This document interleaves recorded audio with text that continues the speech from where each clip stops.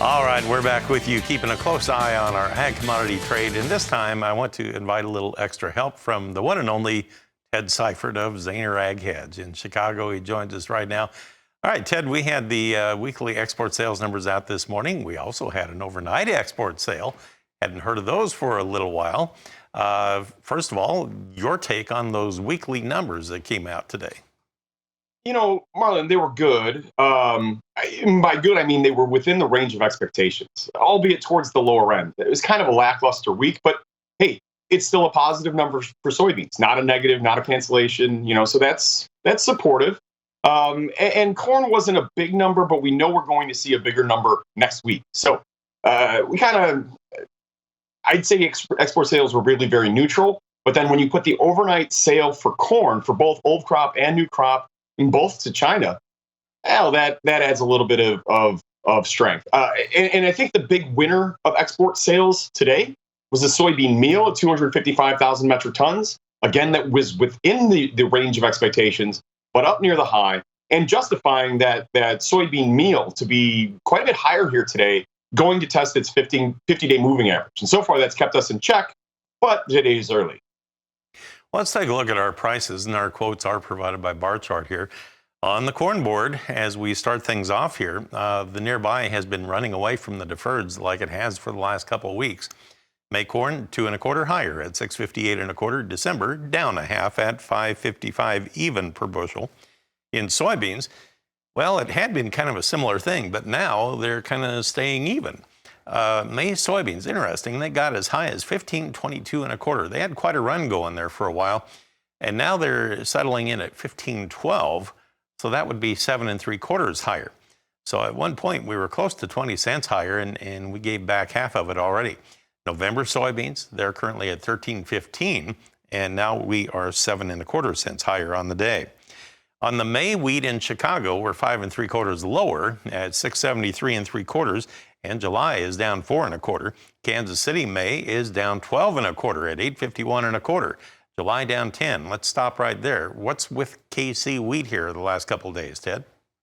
Yeah, we had just gotten really overbought. And, weather's looking maybe a little bit better. Although, I mean, it wouldn't take much for the weather to look better because it's been really a rough go of it, as we all know. So really, I think just mostly corrective in nature. Again, the domestic balance sheet that we saw on Tuesday from the WASDE report, we saw an increase in carryover. So, I mean, that's got a little bit of a negative cloud on wheat here this week, despite the strength that we've seen in row crops. So it'll be interesting to see how we finish out the week for week, week for wheat. Because I think now that we've had a multiple day where we've kind of cooled it off, I wonder if we can find some strength towards the end here. Is there anything that makes you think we have seen the high for the year in the wheat, or do you think that is still ahead of us yet? Wow, with the funds being as short as they are, I don't know what it will be, but at some point I feel like there should be a trigger to get the funds out of their short position and at least get them flat. And when that event occurs, I think there is more upside potential for the wheat. But when it happens is a real big question because we've been kind of expecting it or hinting towards it for a while, and it's not come to fruition. Unfortunately, there's so much that rides on decisions that are out of our control, like geopolitical stuff around the Black Sea. I do want to take a look at the spring wheat market, see what it's doing today. Of course, a lot of concern about planting conditions in the northern plains. Let's take a look at Minneapolis wheat. May is 4 1/2 lower at 855 1/2. July down 4 3/4. So maybe the trade thinks they will get the crop put in. Okay, we'll pause right here, and Ted, we'll come back and talk about cattle and hogs right after this.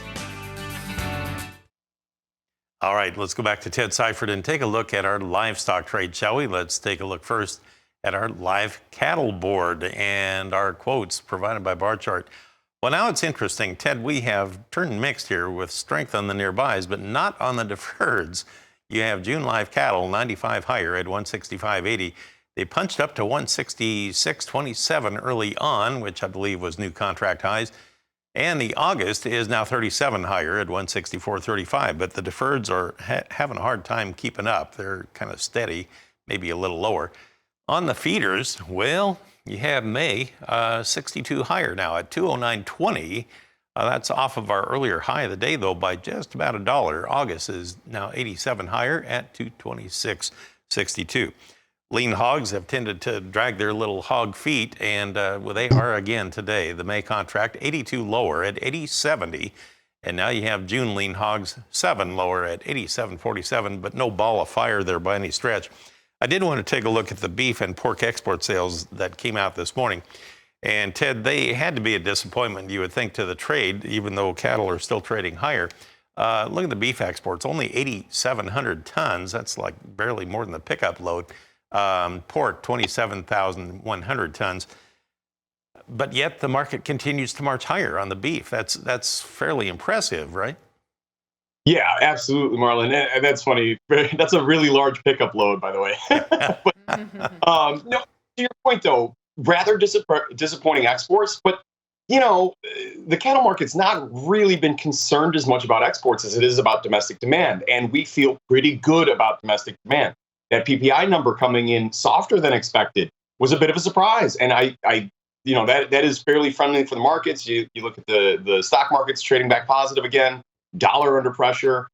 That leaves us feeling pretty good about where that beef demand is and will be going. And we know about that tighter supply situation. So we scored a new contract high, as you mentioned. Feeders did the same, although they've kind of backed off a little bit with the strength in corn. But those charts still look really good.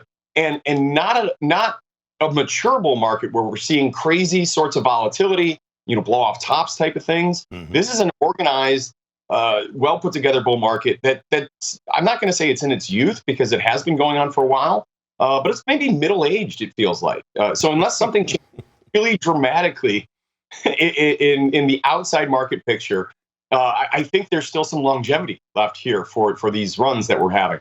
In the meantime, you've got hogs doing the exact opposite, right? I mean, you score new contract highs in the cattle complex, yep, and then contract lows in hogs. It doesn't look great, but at least we've bounced off that and we're trying to hold it together. I think the hogs are trying to put in a longer-term consolidated bottom, but I think we've felt that way a couple of times, and we've yet to really see that come to fruition. That's very true. Well, Ted, thanks for joining us today. Interesting comments. I appreciate that.